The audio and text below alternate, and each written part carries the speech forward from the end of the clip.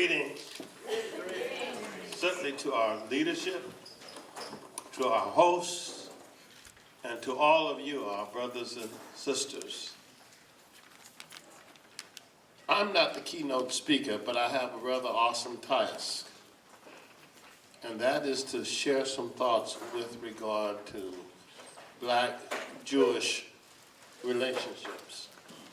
Let me offer to you that Black-Jewish relationships are rooted in theology. Amen. The Jewish community obviously emerges out of the context of the Old Testament experience. And with Abraham suddenly discovering that God was speaking to him. When I was in college, I had a little button that I wore, and it said, African people are spiritual people. Amen.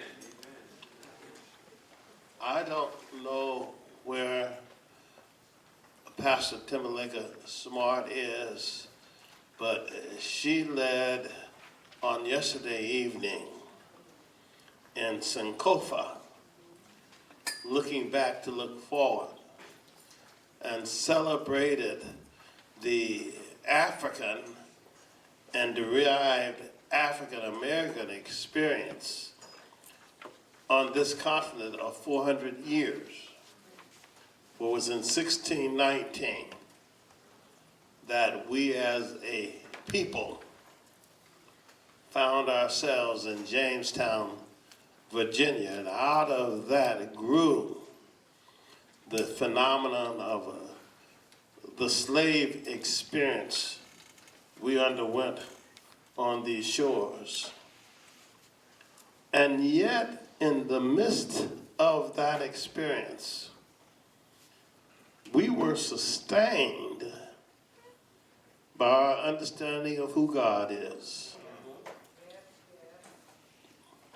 That understanding evolved in terms of Christian understanding, but it was an understanding of the divine that sustained us, notwithstanding those who viewed us as chattel property.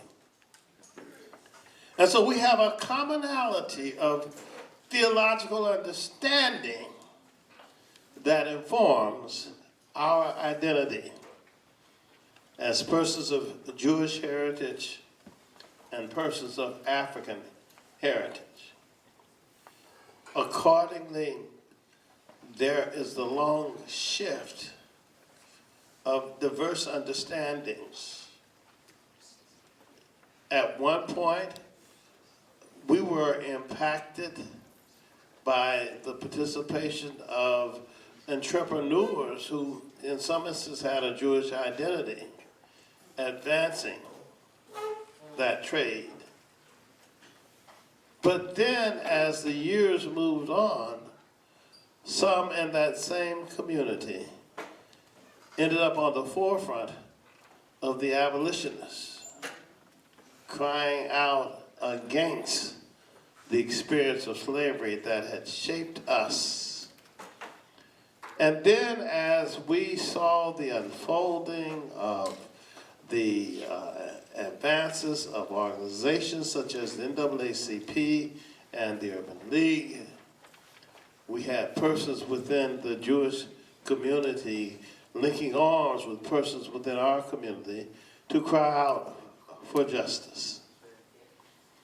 It's that led to our common understanding, so much so that in the 80s, persons the like of Thomas Kilgore and H. Hartford Brookins worked with leadership in the Jewish community and created the Black-Jewish Dialogue.